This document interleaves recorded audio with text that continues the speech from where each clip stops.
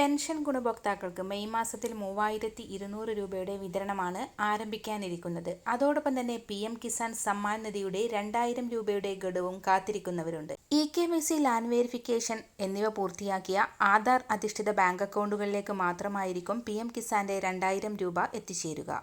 2025 May മാസം 31-നകം അർഹരായ എല്ലാ കർഷകർക്കും ആനുകൂല്യങ്ങൾ ലഭിക്കുന്നുണ്ടെന്ന് ഉറപ്പാക്കാൻ PM കിസാൻ പദ്ധതികൾക്കായി കൃഷി മന്ത്രാലയം ഒരു സാച്ചുറേഷൻ ഡ്രൈവ് നടത്തുന്നു. പ്രധാനമന്ത്രി കിസാൻ സമ്മാൻ നിധി പദ്ധതികൾക്കായി ഇന്ത്യയിലുടനീളം സമഗ്രമായ ഒരു സാച്ചുറേഷൻ ഡ്രൈവ് കർഷക ക്ഷേമ മന്ത്രാലയം ആരംഭിച്ചിട്ടുണ്ട്. 2025 മെയ് 31 വരെ നീണ്ടുനിൽക്കുന്ന ഈ ശ്രമം യോഗ്യരായ എല്ലാ കർഷകരെയും പദ്ധതിയുടെ ആനുകൂല്യങ്ങൾക്ക് കീഴിൽ ഉൾപ്പെടുത്താനും അവർക്ക് സമയബന്ധിതമായ സാമ്പത്തിക സഹായം ലഭിക്കുന്നുണ്ടെന്ന് ഉറപ്പാക്കാനും ശ്രമിക്കുന്നു. PM കിസാൻ പദ്ധതി പ്രകാരം യോഗ്യരായ കർഷകർക്ക് കേന്ദ്ര സർക്കാർ പ്രതിവർഷം 6000 രൂപ വീതം 2000 രൂപ വീതമുള്ള 3 ഗഡുക്കളായി വിതരണം ചെയ്യും. അടുത്തത് 20ാമത്തെ ഗഡുവാണ്.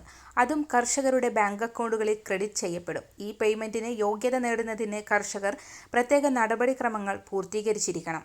മെയ് മാസത്തിൽ 2 പദ്ധതിയിലും അംഗങ്ങളായവർക്ക് ക്ഷേമ പെൻഷനിലെ 3200 രൂപയും PM കിസാന്റെ 2000 രൂപയും എത്തിച്ചേരും. മറ്റൊരറിയിപ്പ്, റേഷൻ വിതരണത്തിലെ തടസ്സങ്ങൾ മാറ്റി വിതരണം 100% എത്തിക്കുന്നതിന് ആവശ്യമായ നടപടികൾ സ്വീകരിക്കണമെന്ന് ഭക്ഷ്യ പൊതുവിതരണ വകുപ്പ് മന്ത്രി GR അനിൽ അറിയിച്ചു. നിലവിൽ 85% BPL കാർഡുകാരും ഈ മാസത്തെ റേഷൻ വിതരണം വാങ്ങിക്കഴിഞ്ഞു.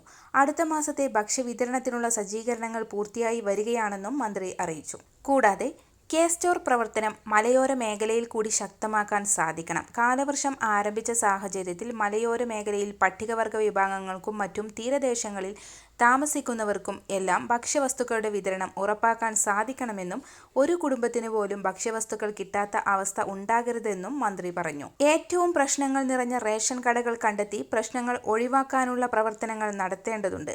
സപ്ലൈകോയുടെ 13 ഇനം ഉൽപ്പന്നങ്ങളും മുഴുവൻ സപ്ലൈകോ ഔട്ട്ലെറ്റുകളും ഉറപ്പാക്കാൻ കഴിയണമെന്നും ഗ്രാമപ്രദേശങ്ങളിലെ ഔട്ട്ലെറ്റുകളിൽ മുഴുവൻ ഉൽപ്പന്നങ്ങളും ഉറപ്പാക്കാൻ ശ്രദ്ധ ആവശ്യമുണ്ട് എന്നും അദ്ദേഹം അറിയിച്ചു. വരും ദിവസങ്ങളിലെ ഇൻഫോർമേറ്റീവായ വാർത്തകൾക്കായി ഈ ചാനൽ സബ്സ്ക്രൈബ് ചെയ്യുക.